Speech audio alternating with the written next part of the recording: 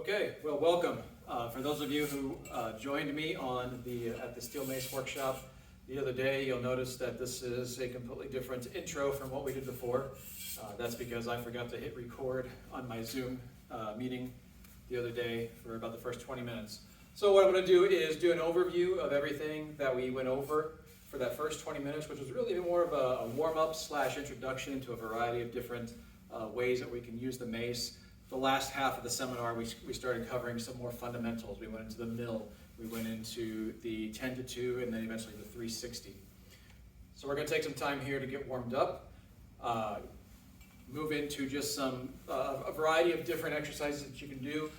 I don't go for any particular number of repetitions or sets or anything as I go through this. Feel free as you to either follow along directly with me, or take a chunk of what I'm doing. And you can break it down as your own sort of method, whether you want to do sets or reps or whatever. Do what works for you. To start, just a little bit of history on the mace. So maces have been around for a very long time. If we look back at some of the Indian wrestling cultures, going back 800,000 years or so, you see pictures or read about them using a mace for their training. So you'll see them sometimes with a big club or a mace on their shoulder. If you watch old footage, you'll see them, doing the mill here, something we'll cover later. All right, really to help develop and condition the entire body. Okay, so the steel mace is sort of a modern adaptation of that tool. The more traditional mace that you would have seen in India, they tend to have a longer handle. They're called a gada, G-A-D-A.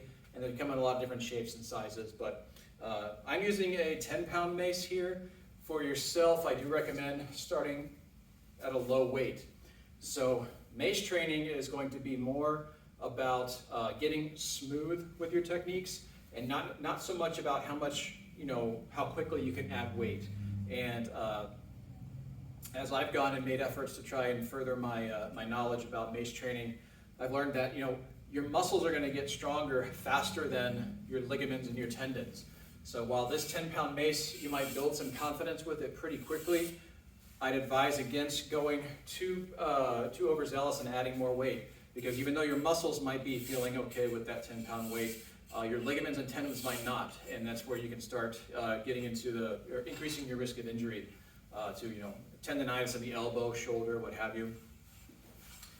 Mace training overall can be very, very beneficial to increasing your overall body strength. It's great for the elbows and the shoulders, keeping them nice and healthy and strong.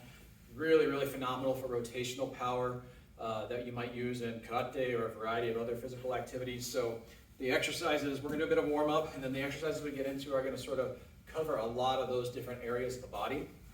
And then, as I said, the last half, which will kick over to what we did record on Saturday, to cover some more of the fundamentals.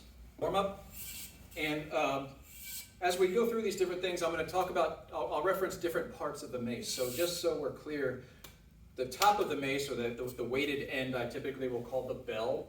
Okay, so I might say bells in a particular direction, and then we just have the handle. Okay, so there might be times where I'll say you want the handle vertical, or you want the handle parallel to the ground. Okay, so that's just listening for those cues as we go through some of this.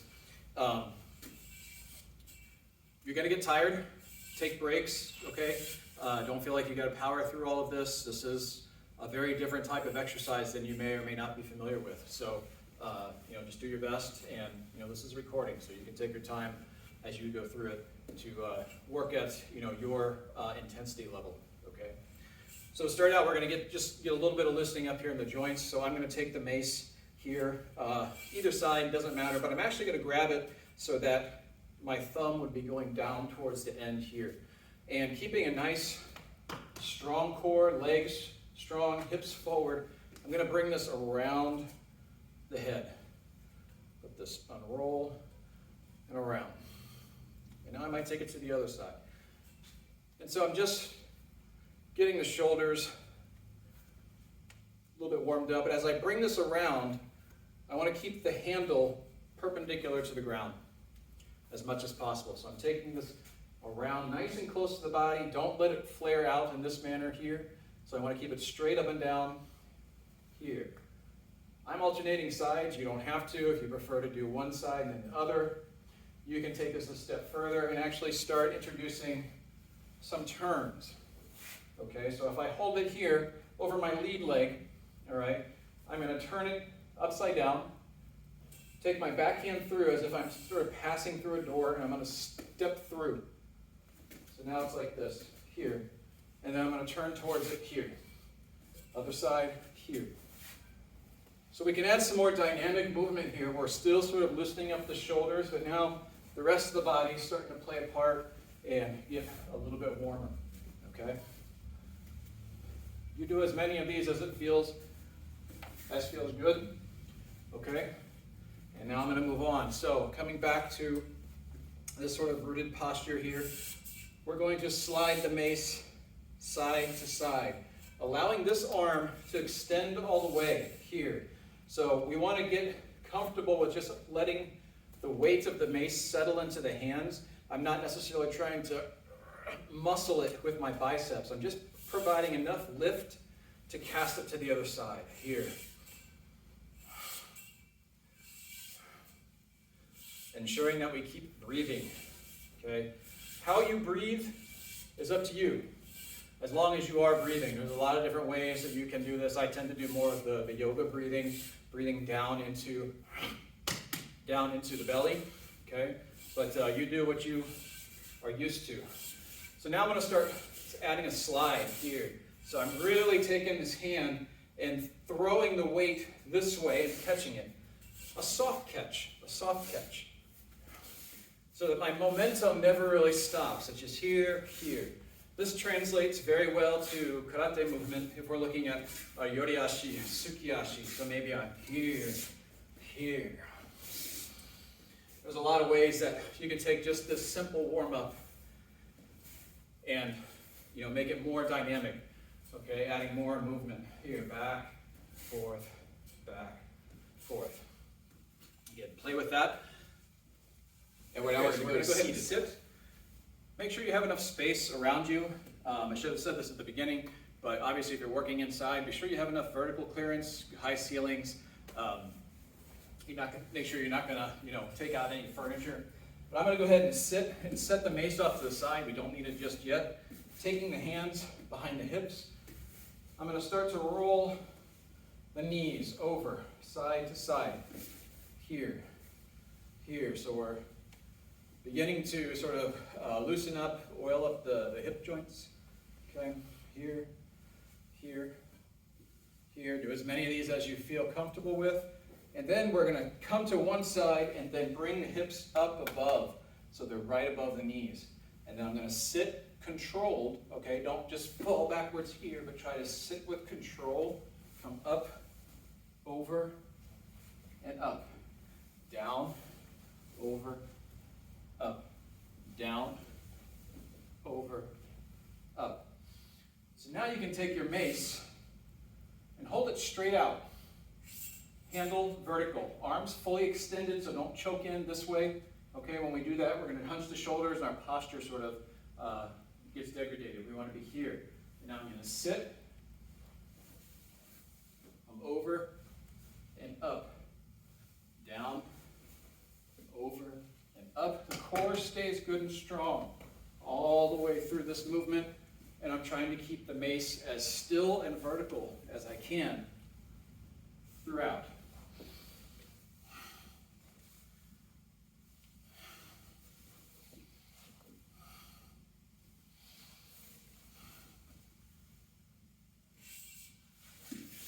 Do as many of those as you feel like you need to until the hips feel good and lubed up.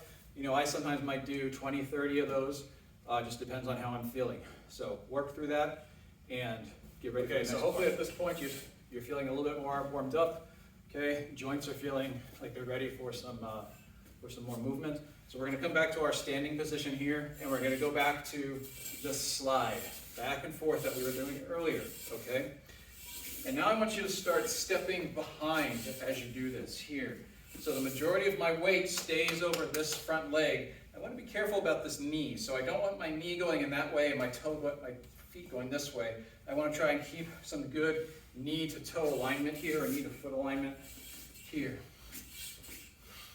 Side the side. Now one thing I want to keep in mind, and this applies to pretty much all mace techniques, is as I pass this over, I'm being cognizant of, am I keeping this on a straight line? Okay, I don't want to allow the mace to be sort of all over the place here. It's going to come over and back. Over, back. Over, back. So you can keep with that for as long as you feel comfortable, and then you might start playing with some different options. And so I'm going to go over some ways that you can start linking different exercises to this here. So from here, I might shift back to this side to side and come one, press. Okay, so in karate would say we're in a front stance, all right? Then Kutsudai's here, but this arm is extended, okay? My hand is up by the bell. This one's here. And I'm going to pull, flip, press. Pull, flip, press. Pull, flip, and press.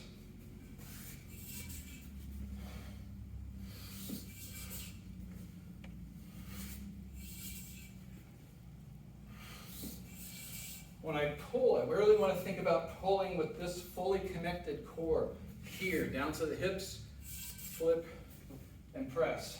Here, flip, and press.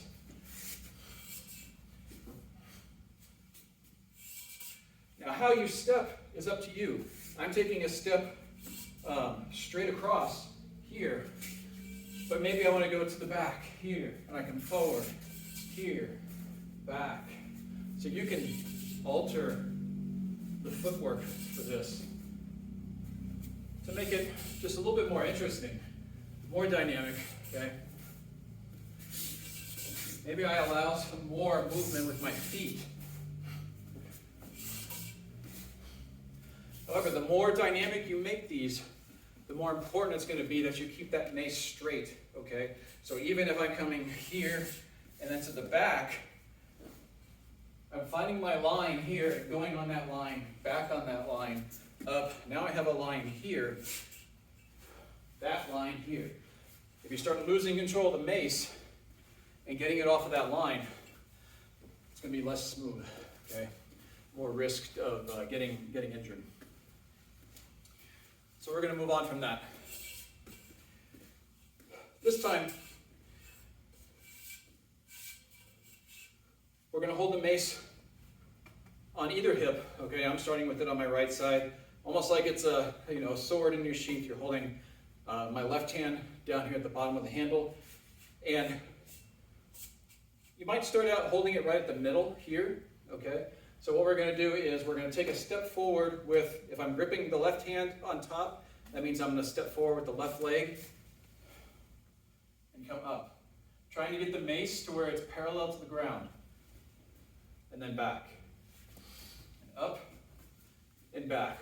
When I step forward, I want to bring the mace up the center, here, so that hopefully my back leg and the bell of the mace are somewhat in alignment, okay?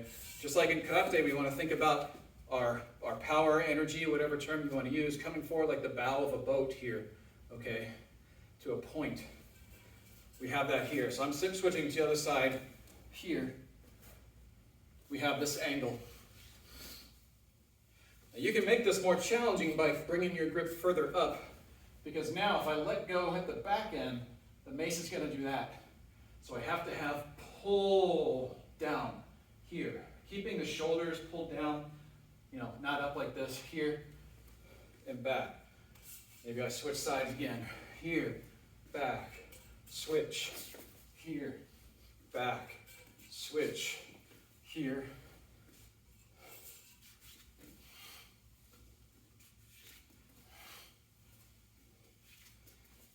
So explore that movement.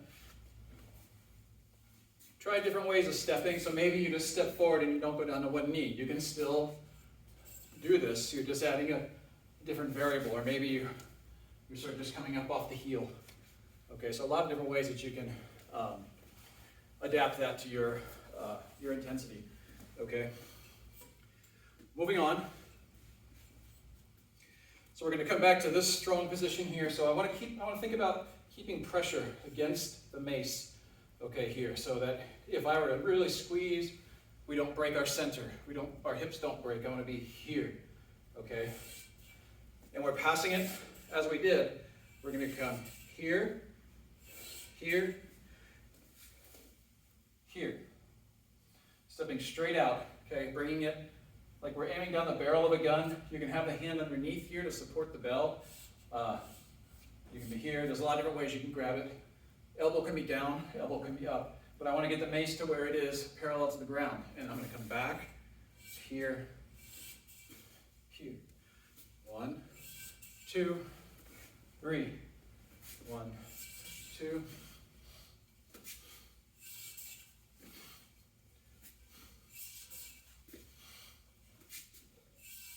So some mace techniques have names, some don't. I tend not to use the names too much, but you'll see something like this called like a bow and arrow. You know, like you're shooting down a bow. Okay, and when I do this, I try to actively pull with that backside so that I'm creating a tension here, okay? It's relaxed tension. Think of straightening a length of chain, not tightening muscles, okay? So as I'm here, I'm engaging everything all the way down and through to lock that in place.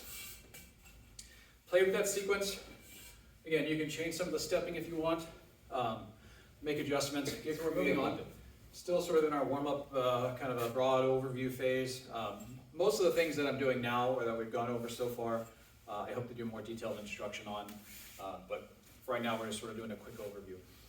So the next thing we're going to do is we're going to start to learn how to throw and catch the mace here, okay? So you're going to come back to this strong posture here and let the mace hang. Now where you grip is going to depend on you, right? So if you're really, really tall, you might be able to hold it all the way here. If you're not so tall, you might have to grab a little bit further. You just want to be able to clear the floor, okay?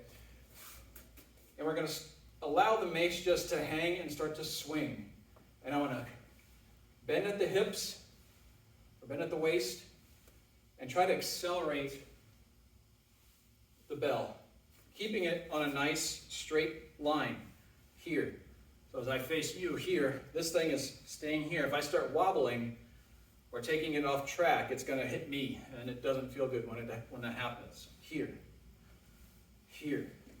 As you get comfortable with that and you start to really come up to this strong core, you might pull it up so that you catch it here and then throw it back out, down, up, catch, down, up, catch, down, up, catch.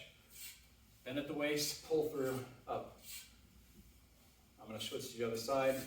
Again, still staying on this line. Here.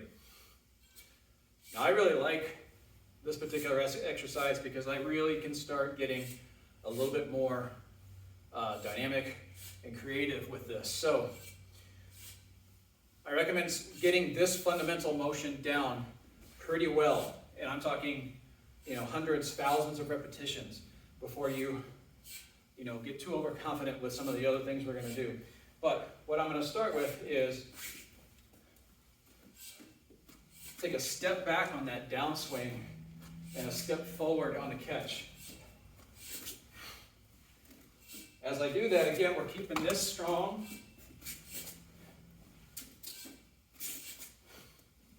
Here. Switch sides here. Just giving a toss and a catch. So my arm's pretty relaxed.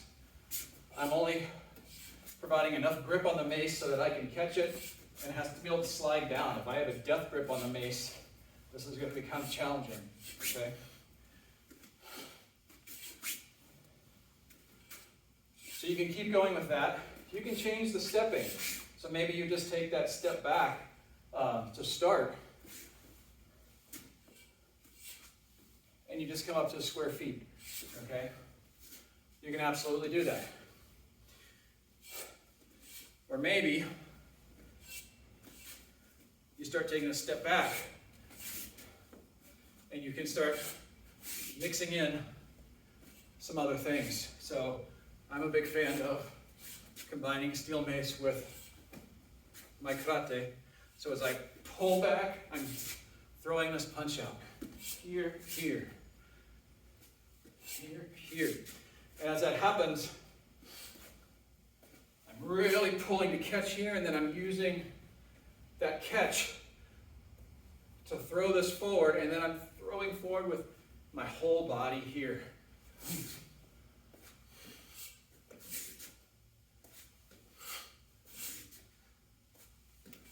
I can even let that go a little further. This is definitely probably more of an advanced technique. This mace needs to be very straight. If I pull this and let go and it's coming right at my face, it's not going to feel good when that hits. So when I do that, and I can mix up the footwork, but I'm just making sure this mace travels on a straight line.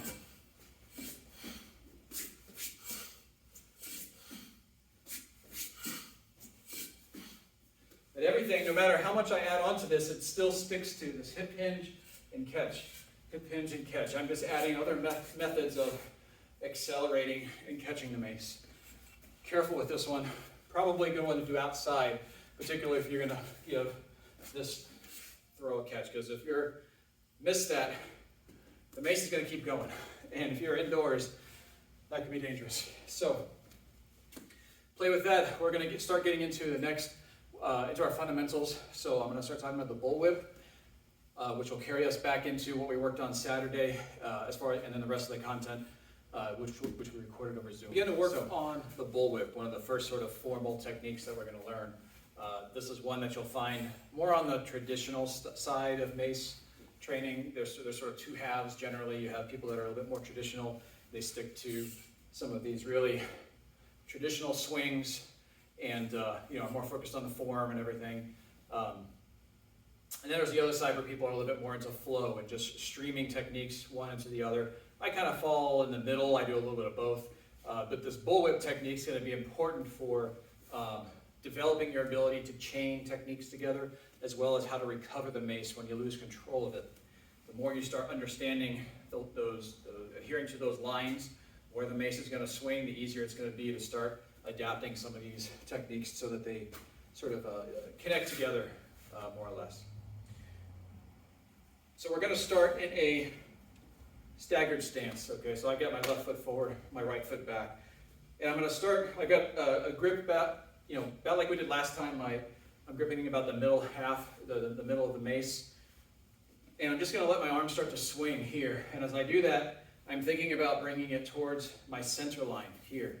So if I shift so I'm facing the camera a little more, you can see as I swing, it's coming up. Okay.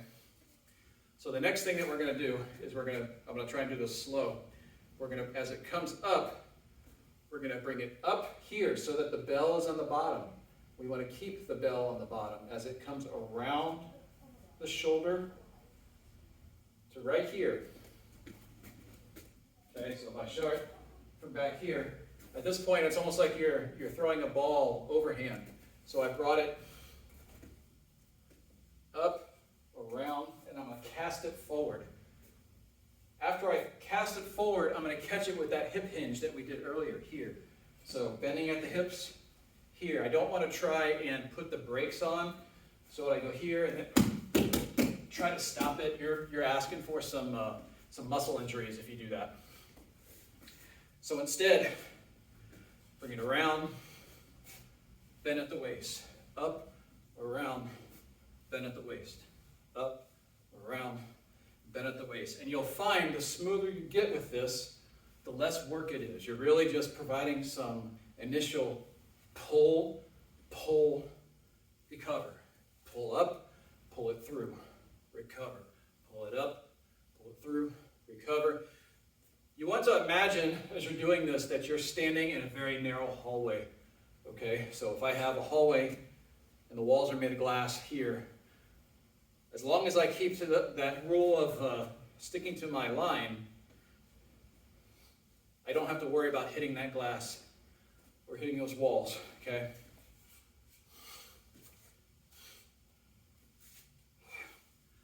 So maybe I step forward and I start working on the other side, here, up, around, up, around.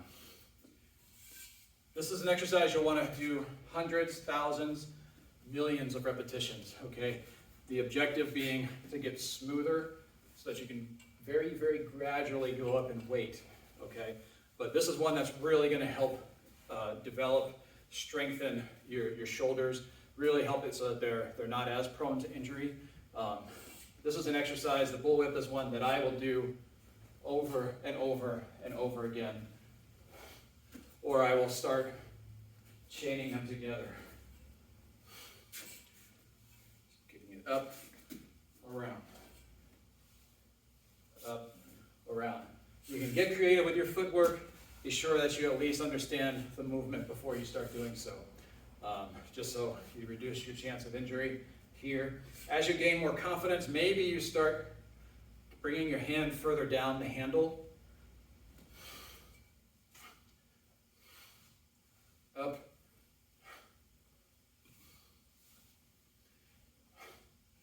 A common question that I've gotten at least is sort of when do you pull through? And so what I try to think about is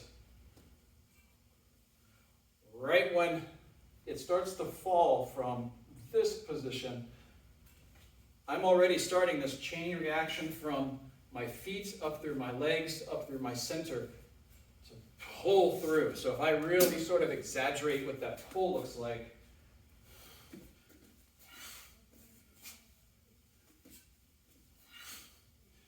it's coming from the ground, much like many of our karate techniques do. I need to have that understanding of my kinetic chain, drive chain, whatever word you want to use, okay? Here.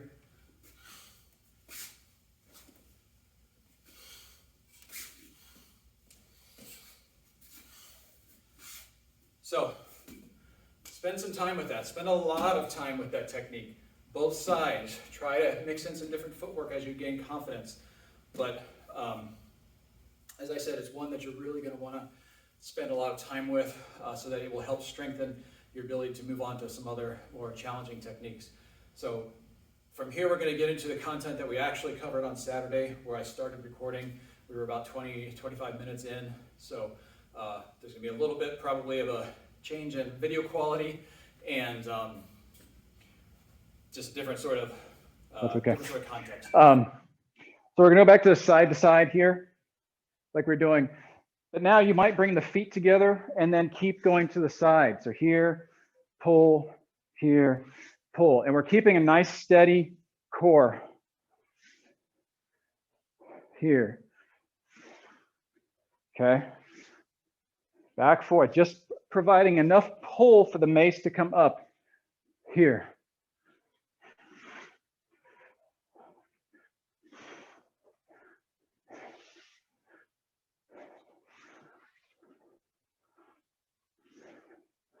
Side to side, and you can add whatever kind of shifting you want. Okay, so for the karate folks, you're looking at different types of sukiyashi, yoriyashi, different ways of shifting your feet. How you might do in kumite or kata.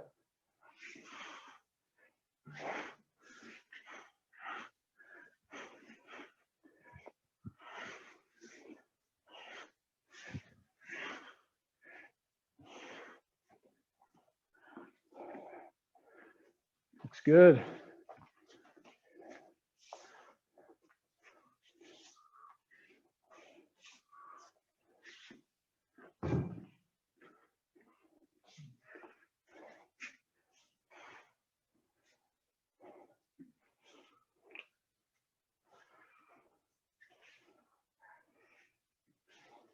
All right, let's come to a stop. Okay, so now we're going to get into some more formal techniques. So we're going to spend some time breaking down the techniques, and you'll get more time to work on them because they're the things that we're going to cover We won't get through all of them, but they're more fundamental to being able to do this on your own, right? So if you keep working on some of the fundamental Mace exercises, you can sort of just keep chaining things together and add as much variety as you want. So the first thing that we're going to look at is how to do what we call a bullwhip, okay? So you're gonna stand with, let's have your left foot forward, your right foot back. So you're sort of in this light, so this the staggered position here, okay? And you're gonna have the mace in the back hand, all right? Everybody looks good. For this, you can choke up on it, at the very least at the beginning of this anyway. So I'm grabbing it just below the middle of the handle here. And we're gonna find this hip hinge that we did earlier, okay? Again, trying to keep the mace nice and straight. In fact, right now I wanna start thinking about that mace coming towards my center line, okay? So my feet, if I were to draw lines straight forward, those lines would eventually converge like on a triangle, okay? So now the mace is coming up down the middle of that triangle here. So as we get this hip hinge going, the next step is I'm gonna bring the mace up and around my shoulder. So I'll try and do this slowly here. So it's gonna come up, around, keeping the bell down towards the ground the whole time, around the body. And then once I get here, I'm gonna cast it forward and then catch it with that hip hinge. Allow it to go back. Don't put the brakes on. We wanna be here, around the shoulder and down. Up, around the shoulder, down. Trying to make sure that you're still in that hallway, okay? So the mace stays very tight to your shoulder.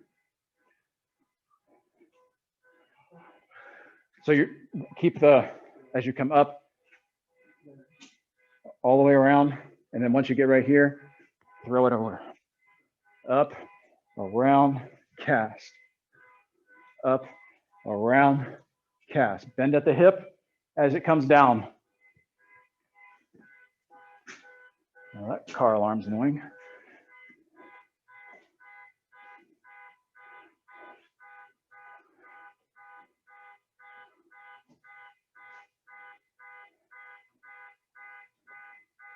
Everybody's looking good.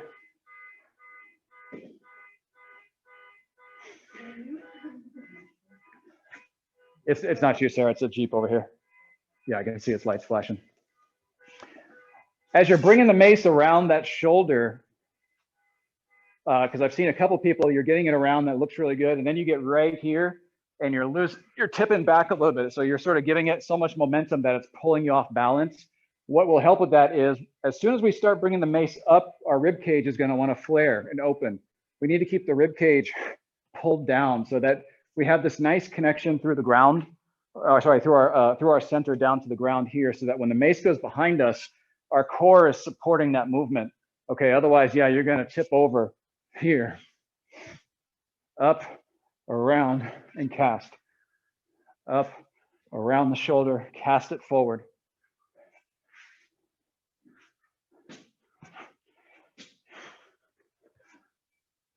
Keep working on this. Try to get it nice and tight as far as your lines, okay? You should be able to do this standing next to a wall without hitting the wall.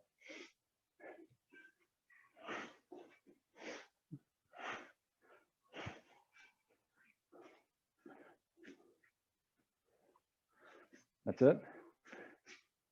If anybody wants something lighter, we have some 7-pounders, 5-pounders. As we're getting into the single arm stuff, that can be a lot on the shoulders. Feel free to grab a different one.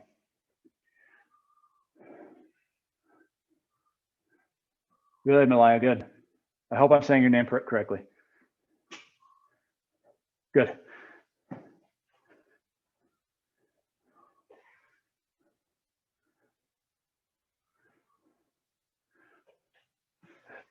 So Daniel, bring it, when you bring your handle up, keep the bell pointed to the ground so that it comes around here and then throw it forward.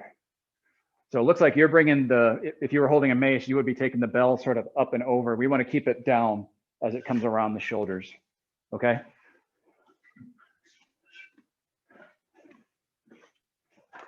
Obviously you want to get both sides. And this is a really fun movement that you can start introducing some different footwork. So think back to some of the stepping we were doing earlier, where You know, I might have that hip hinge where I bring it up, and then maybe I step back as I do that bullwhip. Step through, bullwhip, cast down, up, here, here, up, pull it through. So as long as you stick to the rules of keeping the mace on a straight plane, you can get a lot of variation here. Good.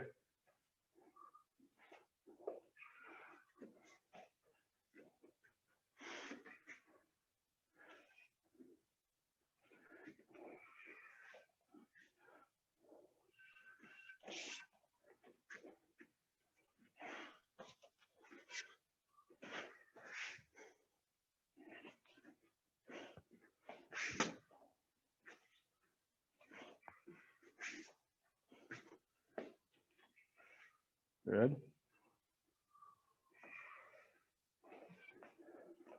Everybody's doing well.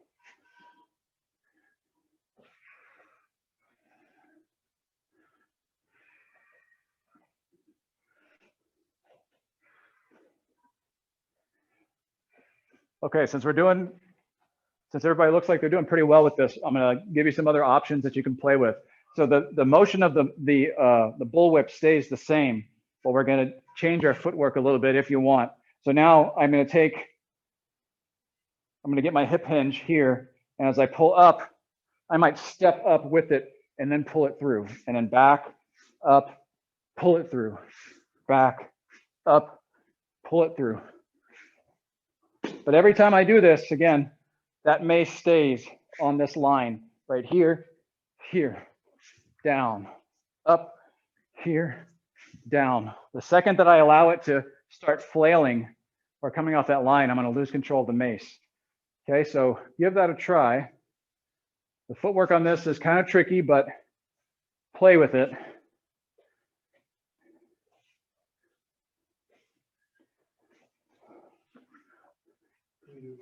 Yep. So I'm going to step here. And as I bring it up, step, step, step, step, step.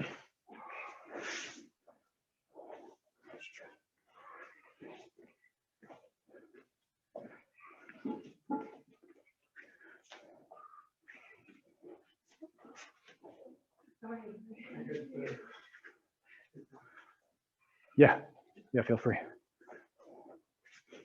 Should we get both sides? We're doing great.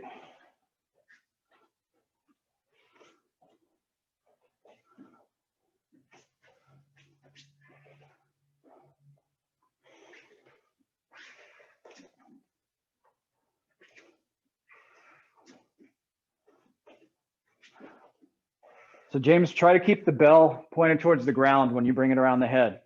Your bell is flaring out kind of parallel to the ground a little bit. So yeah, there you go. Yep.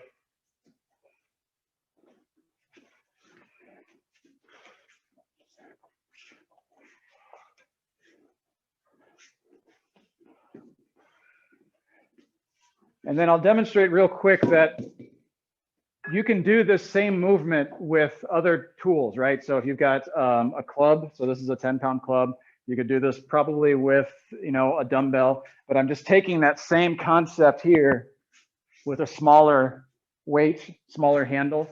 So it changes it a little bit, but it's still the same movement, okay?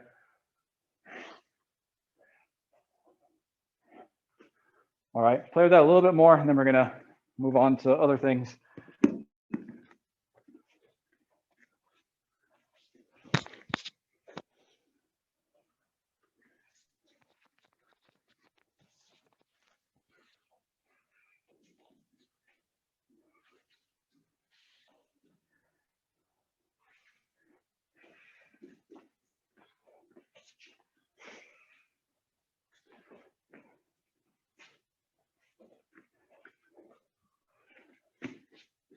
Okay, let's move on. So again, for this, we're still doing a one arm technique. So if you need a smaller weight, feel free to grab one if you have it. So now we're going to do what's called a mill, and there's forward mills and there's outside mills. Right now, we're going to focus just on the forward mill. Okay, so for this, let's see. We're going to get a nice pendulum action going here with either arm you choose to start with. Okay, and get used to allowing your hand to just keep a tight enough grip on the mace so that you don't let it go flying. Okay, but you know, the arm in this case is more like a heavy chain, just holding on to it.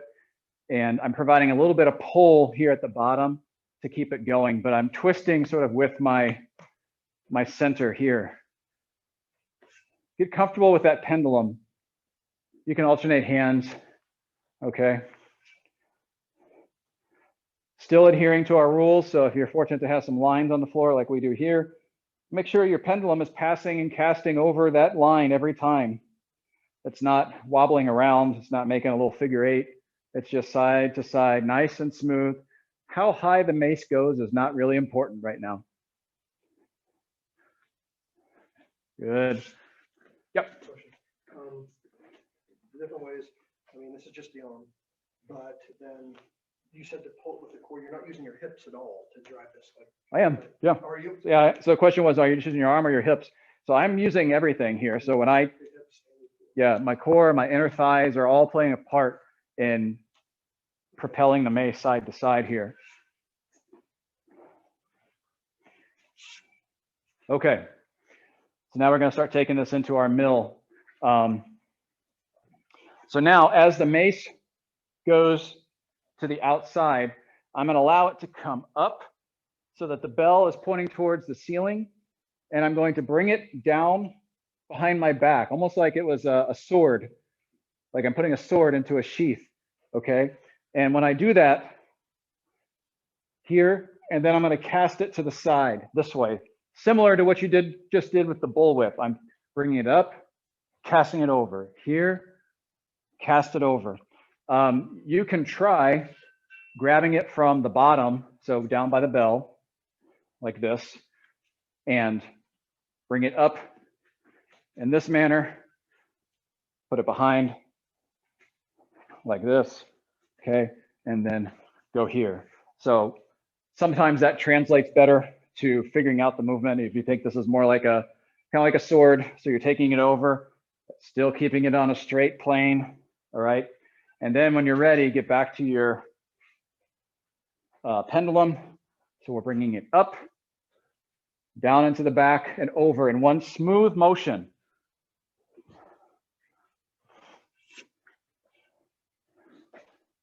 That's good, Mary Kate, good.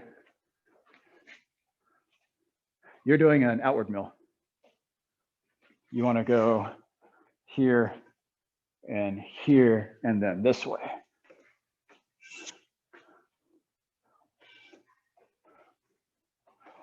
That's still outward. So come up like that. And then here. And then turn this way. And then throw it that way. And then down. There it is. Yep. Get both sides. Okay, so this is some mace training in general. So this is probably one of the more traditional mace techniques. And this is one that it's not about how much weight you're doing, it's about how smooth you can do it, okay? And you want to get thousands and thousands and thousands of repetitions of this. It's very, very good for your shoulders, good for your rotator cuff, elbows. So as long as you're sticking with a reasonable weight and not going too heavy too soon, this is a phenomenal exercise to help develop and condition your shoulders, okay? But yeah, it takes a lot of repetition. So, you know, sometimes I will do mills for an hour, not even counting, okay? Just over and over. You can really sort of get into a meditative trance in this where you're just focusing on staying as centered as possible and you get sort of lost in the movement, okay?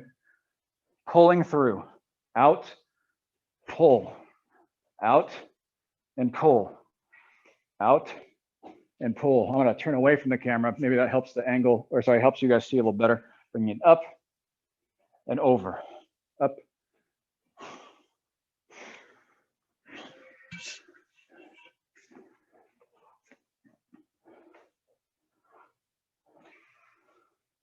Good, Andy, nice.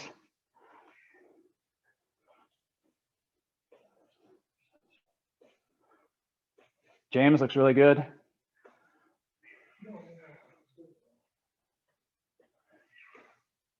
Daniel looks good. Yep. That's the movement. Absolutely. Yes. Good. Keeping it on a nice straight line. Peter, that looks excellent. Bringing it up. Here. Great. Great. Everybody got this quick.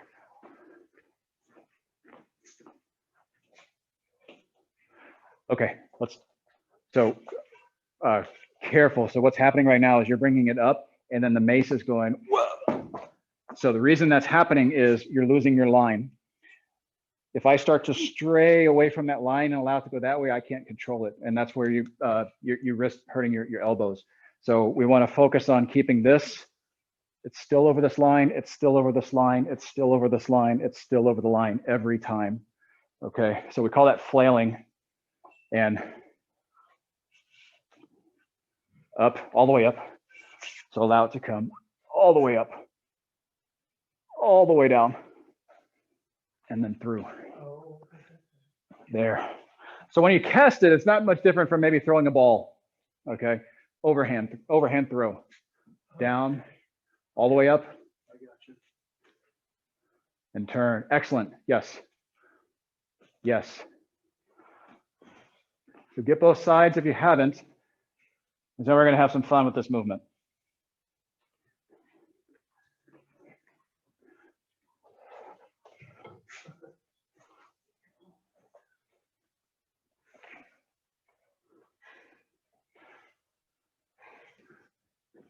Okay.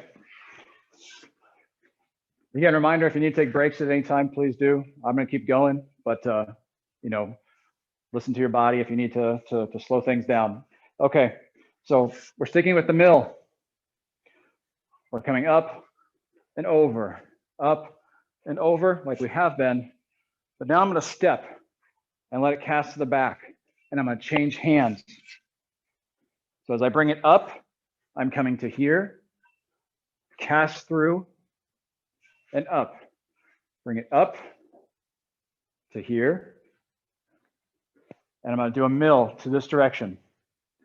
Okay, so that's kind of a lot. So let's see if we can break that down a bit. So I'm going to get back to my pendulum. I'm going to face this way just so it's probably easier for the people online. So my one arm pendulum here, as I bring it to the outside, it's coming up and over. And once I start to cast, I'm going to step with it and then let it fall in front and then recover up here. Okay, so maybe you just try one side. We're coming out, step with the throw, and then let it recover in front of you. Here, back to a pendulum. Bring it up, step, pendulum. Bring it up, step, pendulum.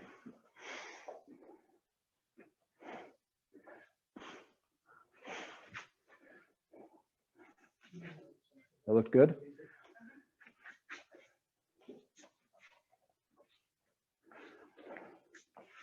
See how it's going back? Don't let it go back. Yep. You're helicoptering. I got it on the right side and the left side. Yeah, you're going to have one side that feels a little awkward. Yep.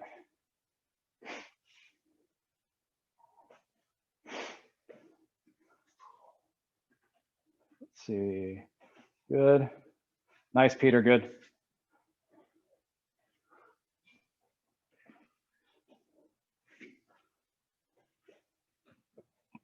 Malaya, excellent.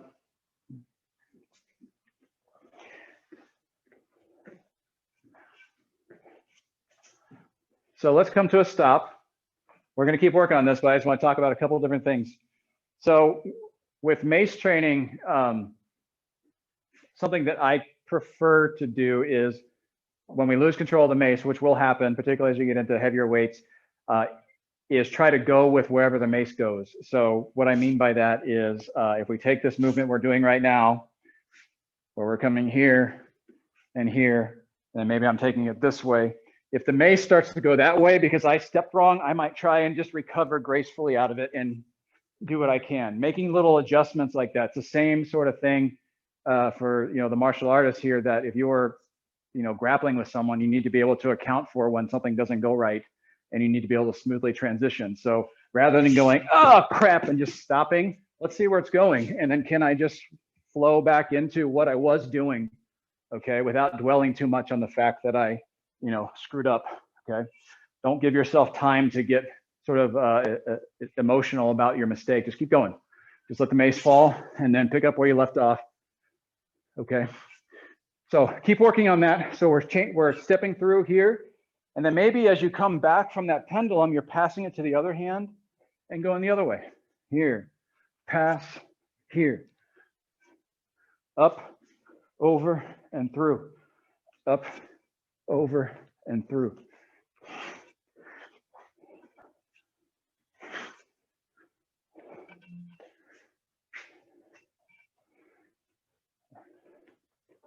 So Mary Kate, one thing that will help is you're not getting the bell quite up high enough before you start turning. So you're coming right up here, about right there, and then you're starting to turn, but the mace hasn't quite gotten to where it needs to. So it's not as smooth as it could be. So think more about, as soon as you start to feel the bell fall this way, that's when you want to step. Much better, much better.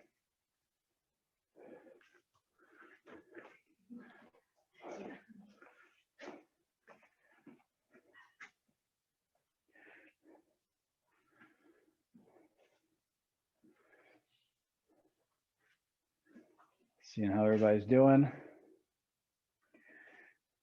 Now, maybe some of you have noticed that you can very easily transition into the bullwhip that we were doing earlier with this. And I'll go over here shortly how to do both of those as a combination. But I want to give you some more time with this milling movement.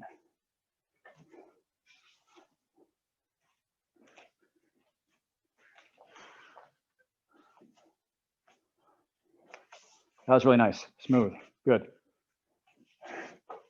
Yeah.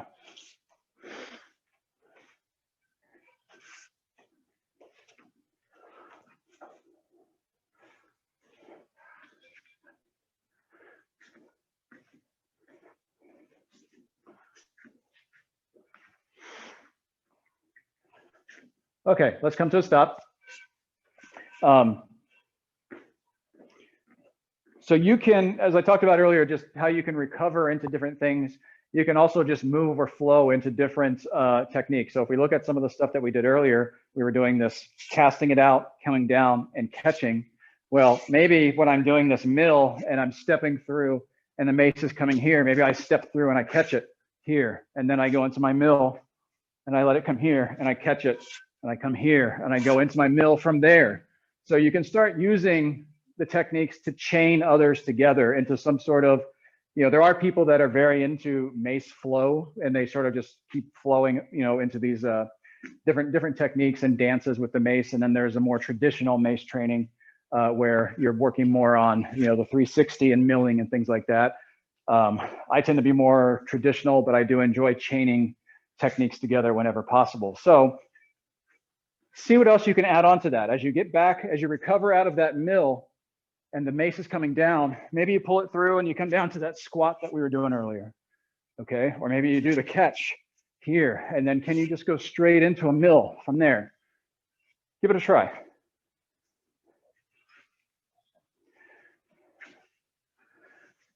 And please feel free to stop me or ask a question if you've got an idea or something's not feeling quite right.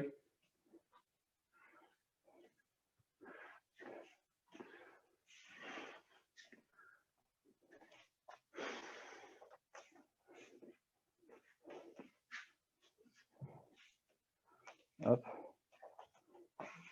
Good. When it gets warmer, I recommend using chalk on your hands to help grip. Yeah, yeah.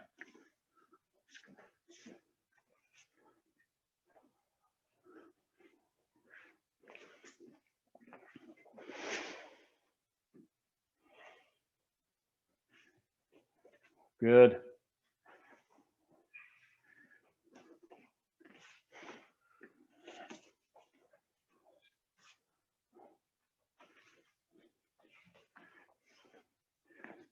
Okay, let's come to a stop. So we're coming up on our last half hour here, and I want to spend it on probably one of the most fundamental techniques of mace training. So this is more traditional style mace training. So typically when you see some of the pictures or videos of, like I said, the old Indian wrestlers who are working with maces, they have a much longer handle. They use what's called a gada. It has a much longer handle, so even longer than this, and it has the weight on one end. And what we're going to work on today is what we call the 10 to 2, 10 o'clock to 2 o'clock, and you'll see why that makes sense, or why it's called that here in a moment. We're going to be using much lighter weight, but the reason it's so important to get good at this technique is because if you do want to get into heavier weights down the road, it's going to be very important that so that you don't hurt yourself. All right. So eventually we get to where we're able to swing the mace here, where we're just using our core and our legs here to pull this through. All right. Following those rules that we did earlier, where I'm keeping this very much on one line. Okay, side to side. And we're going to learn how to do this right now. So you're going to take your mace and you're going to hold it at the ends. Again, if you have to choke down, you can, but just be sure that your hands are kept together. And we're going to hold it behind the head so that your fists are sort of right behind the cranium. Okay, so we don't want to pull too much up like this. That can be a little rough on the triceps and the elbow tendons there. So we're going to be here, keeping our feet strong. We're going to start getting that pendulum again that we did in front, but now side to side. Okay, and try to use your legs and your hips to initiate this movement, side to side. And again, you're still in that hallway, you're still in that corridor. So we don't want the mace to flail side to side or zigzag or anything. If it's hitting you a lot, if it's hitting you in the butt, that might mean your butt is sticking out. You need to keep your hips forward. Okay, keep the rib cage pulled down. So we have a tendency to flare the ribs when we start getting into this here. We want to keep the core strong, rib cage pulled down here, side to side, side to side. Keep going with that. There it is. Andy knows where we're going. Good. Okay. So from there, I'm going to get my pendulum going, and then I'm going to pull the mace over the shoulder. And what we call it, I call it the racked position. It's coming right down in front of my navel here, nice and strong, where it's able to rest with this. So I'm not holding my arms out here with my shoulders trying to do all the work. It's just right here. From right there, we're going to go back the other way. So I'm going to take the bell, and it's going to go straight in my pocket. So I don't want to throw it backwards because this is going to happen. And that's where injuries happen. So I have to think about what I need to do to get this here so that it passes very close to my body. Okay. And I'm pulling it through. Pull, swing, pull.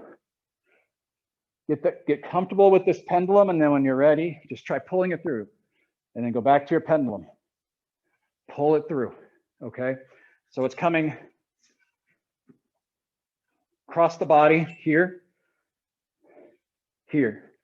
Pull the arms straight down. Straight down.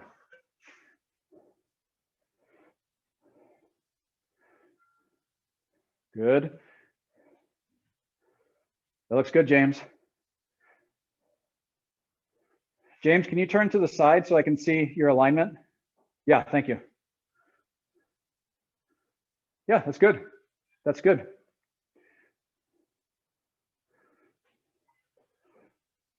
Peter, not bad. It looks like you might be throwing the mace a little too far behind you, so try and keep it a little closer to the shoulders as you go backwards. Yep. One of the cues that really helped me that you said once was sweeping the rug out. Yes, thank you. So Sarah just reminded me, a good way to think about this movement is not that so much that my shoulders and my arms are taking it around, but I'm just sort of pulling the rug out from underneath here. So right underneath my hands, they're just going around here. It's swept around like this, rather than coming and trying to control this with my shoulders and my arms. I'm just sweeping this out and around. Okay, here, side, side. Keep working on that. Again, this is sort of the bread and butter technique of mace training. Thousands and thousands of repetitions of this to get it nice and smooth. Those are really good. Excellent. Good. Yeah, that's it. On that side, you could maybe get the mace a little higher. So typically you don't want it to go higher than your head, but what it looks like is happening on that side is it's dipping down a little bit. And so you're losing control a little bit. And then this side looks okay. So we think about that clock position, 10 o'clock and 2 o'clock. So 2 o'clock, 10 o'clock, 2 o'clock, 10 o'clock. There. And feel free to use the mirror if you need it, just to sort of see where you're ending up. Andy, those look real good.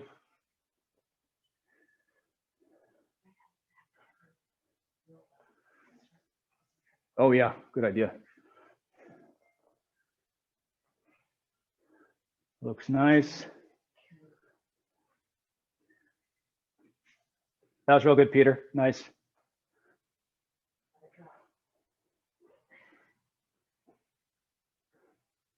Excellent, James. Nice.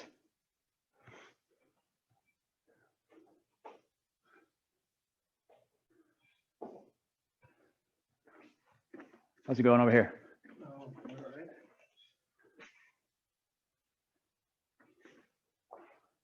It feels like it's kind of smooth. Doesn't feel overly awkward. I mean, the main's doing it right, probably. Let me have you grab a 15-pounder. On this No, just because, so with this particular exercise, you want to have enough weight so you feel it a little more. You'll see why. So this should be a 15-pounder. Yeah, we may even jump to a 20 with you, but we'll be careful. Just keep that core good and strong. I feel that my core was more. Yes, you should. This should feel like the core should feel like it's having to pull down all the time throughout this motion. Now you're doing that too much. So think more. It has to come out to the side here.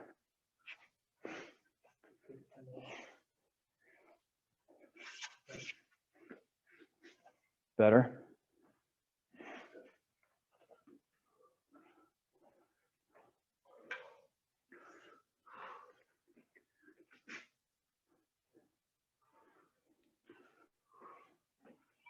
See how everybody's doing. Malaya looks good.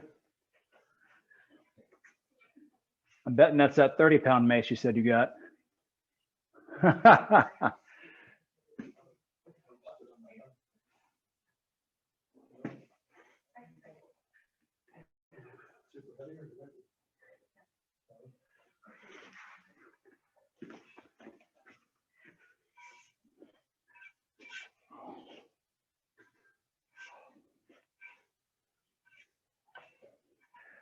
Okay, we're going to move on because everybody is doing really well with this. I want to show you some other things that you can do. Back to that idea of chaining different things together.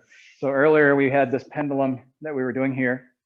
Okay, so we're going to do our 10 to 2, just like you've been doing. But then maybe once I bring it down here, I let it fall into a pendulum. And I come here, swing down, 10 to 2, swing down, 10 to 2, or maybe I come back this way, swing it down, and all the way around. So I just hit myself. That will happen. Here, pendulum. Here, pendulum. Maybe you go into one of the things that we did earlier, and then you do your 10 to 2. So you can use that to link together a lot of these.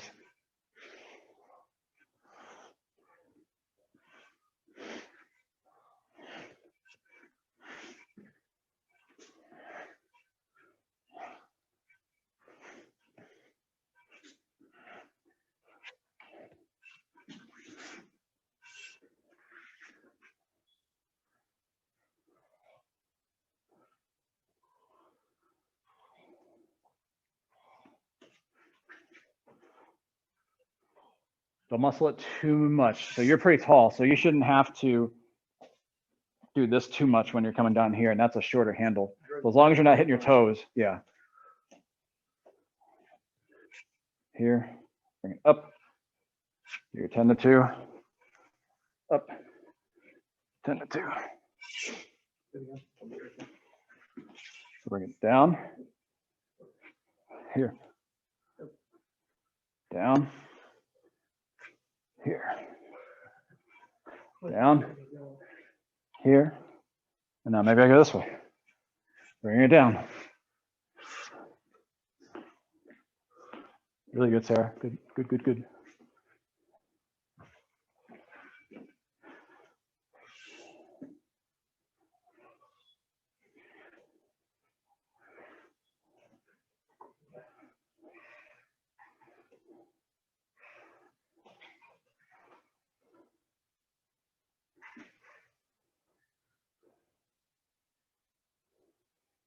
Looks good.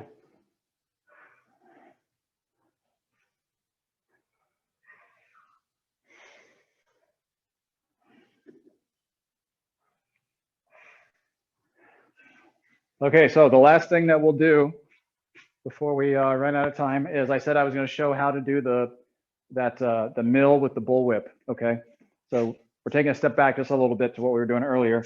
So just to remind, bullwhip is where bending at the hip, bringing it up around the shoulder and forward. So now what I'm going to do is bring it up around the shoulder, and as this comes down, I'm just going to bring it all the way up behind me and then mill. Down, up, bullwhip, down, up, and I missed it, so down, back up, mill. So it's just continuous whip, mill, whip, mill. Okay. I'm going to do from this angle here. So we come up, around, back, sword in the back, throw it forward. So I don't break this forward motion. Once it starts going forward, it's going to keep going forward here. Whip forward, pull, throw forward. Whip forward, pull, throw forward.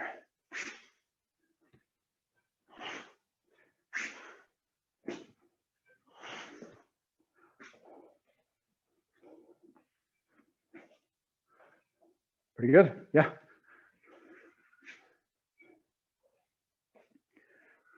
Good.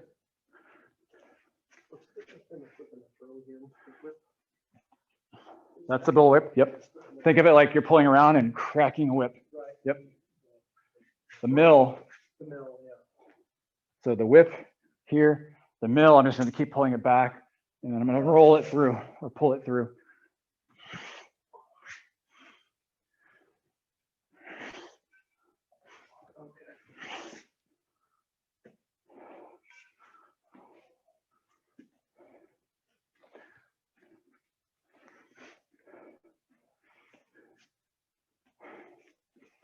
Good.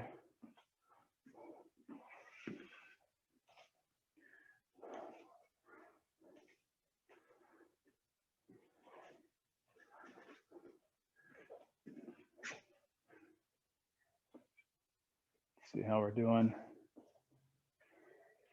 Bring it up.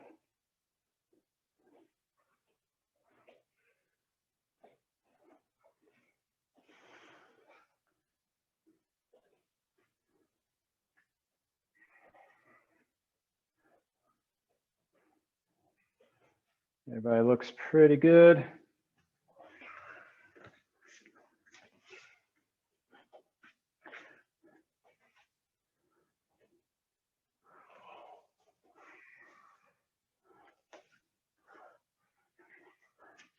And again, as you're comfortable, you can add as much sort of variation and different footwork to this as you want.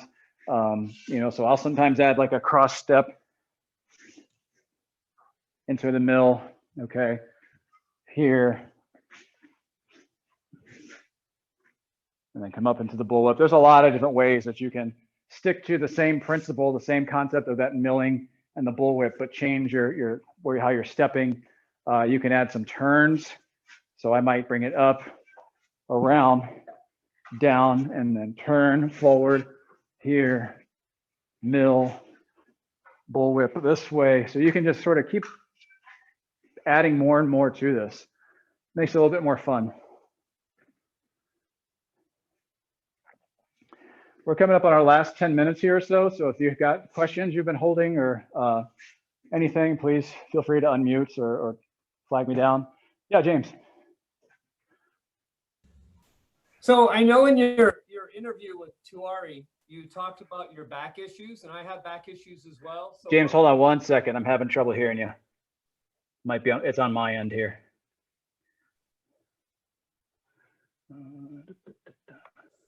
Try again. Can you hear me now? Yes. All right. So I know that you had talked about your back issues, and I have back issues as well. So I'm wondering what is kind of the one rule of thumb to make sure that you don't injure the back in swinging this weight. Yeah. So probably the most important thing with any of this is just maintaining that strong supportive core throughout. Or in the case, as I said earlier about the when you're doing your 10 to 2s, initially we have this tendency to go like this, and we allow all this, the rib cage to open, and we arch the back, and we want to really keep this pulled down and strong at all times. And that's really going to help save your back. Sticking to those fundamental rules of, imagining that you're in a hallway so that the mace is always on that straight path will ensure that you reduce the chances of the bell going somewhere and taking you, someplace where you don't want to go that could also, add injury. The other thing I would say is just be very, very careful with how much weight you're using. So, you can build up a lot of confidence with just this 10-pound mace, and it can be very easy to want to say, oh, I'm going to try a 20-pound mace or something heavier. Again, if you haven't really got that technique down yet, you're definitely setting yourself up for a potential injury if your body's not quite ready for it yet. So those would be probably the things that I would keep in mind the most as far as keeping your back, or not just your back, but just reducing your chance of injury and overall with mace training. Yeah. Great tips. Thank you. Appreciate that. Sure. Yeah. Okay. Well, feel free to keep working on anything that we covered today. If there's something that you really liked doing that we didn't spend a lot of time on, go back to it. We've got just a few more minutes left here, so I'm available for questions. I'm just going to be sort of futzing around with this thing, so have at it. I really appreciate the class. It was very enlightening. We do train with kettlebells and with clubs, but Great. We haven't yet trained with maces. But I think I will put it in the program. Great. Yeah, you definitely should. Yeah, they're a lot of fun. Yeah. Thanks for joining us. Thank you very much. Great to see you.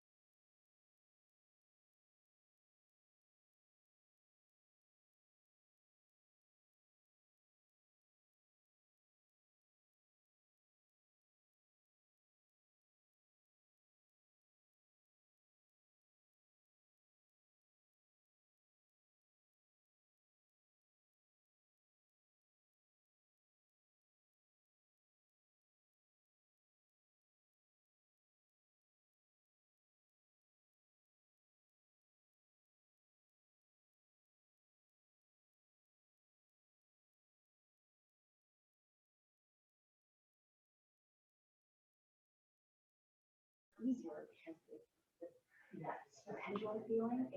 Thank you for joining us. Not just down. Great to see you. The weight carries itself over.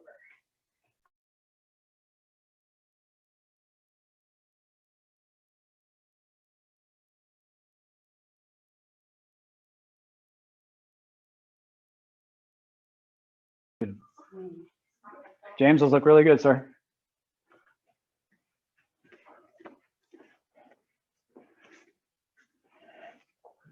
I was just felt her way better on my right side. I mean, Yeah. it just feels like it's going smoother. Sure. And then doing it on the left, it just. Yeah.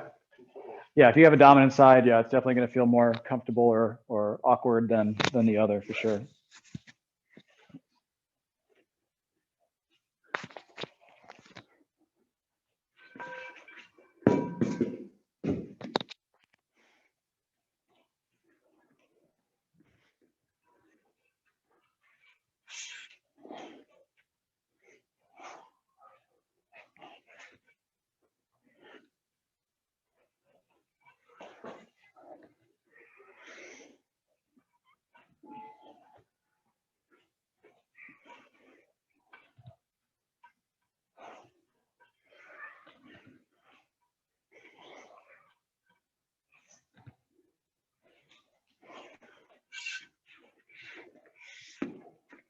Those arms are really tired.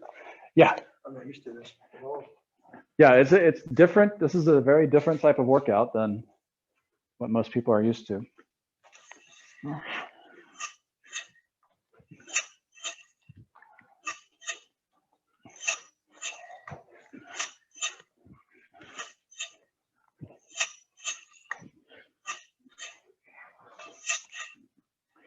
So there's a lot of different places where you guys can find maces if you don't have one. I found them on Amazon, but there's a lot of, just private fitness sites where you can get them. You can find people that make their own and sell them online. So like this one here, if you're interested. So this one is, you can fill it. So this one has about 15 pounds of steel shot inside. So I think altogether it weighs about 28 pounds. But if you're interested in tracking some down, feel free to message me on Facebook. I can point you to where you can find some. There's a lot of really different variations out there, different lengths of handles, different shapes of the bell. There's some that you can fill with water, there's some that you fill with sand. So you can really sort of customize it to your needs, however you like.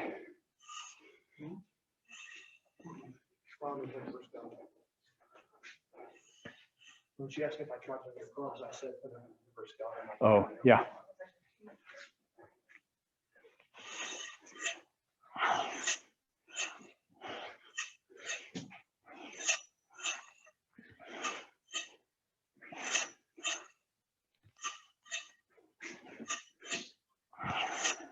What's this movement called? Just, The 10 o'clock to 2 o'clock, yeah. Okay, you said you always want to feel yourself like crunching down in your core. You don't really feel like you moving your hips really at all, do you? Not really? You can, You can. but not, I wouldn't recommend it when you're first learning it. Okay. You can get really kind of, crazy is not the good word, creative. So, to tie this more to karate type movement, you can. So there was a question back here, I apologize, about, how much should your hips be moving when you're doing this 10 to 2? And, I would say initially when you're first learning, it's not much. I'm keeping just this nice and still. I don't want to allow my hips to turn a whole lot, but later, you can start getting a little more dynamic with these movements here and add some hip movement to this. But it's important that you really understand keeping the mace on a single plane through the whole time before you start doing that. Otherwise, you're just going to keep hitting yourself with the mace every time. So it doesn't matter how I move, that mace is still on one line. Okay, so yeah, you can definitely get some hip, good cushy movement eventually as you spend more time with it. The way you initially throw the mace, that dictates your plane, right? Like if you initially go this way, then that means the plane is going to be going right for here. Yeah, And yeah. You just move around that plane. Yep, you sort of move your body and wherever the mace is going to adjust it. Yeah. Yep. Okay, well, we are down to our last couple minutes here. So thank you everybody who joined us from all over the world. We have Denmark, we have Uruguay. So thank you very much. I will do more of these. I'll advertise them on Facebook. We'll do probably some shorter ones. Hour and a half is a long time for Mace work. But we'll do some shorter ones where we spend some more time on these fundamentals and see how it ties to some of the different activities that we all do, whether it's yoga or martial arts or something else. So appreciate everybody coming today. And if you have further questions or anything, I'm available online on Facebook. So feel free to hit me up. All right. But thanks very much. Great stuff. Thank you, Sensei. Bye-bye.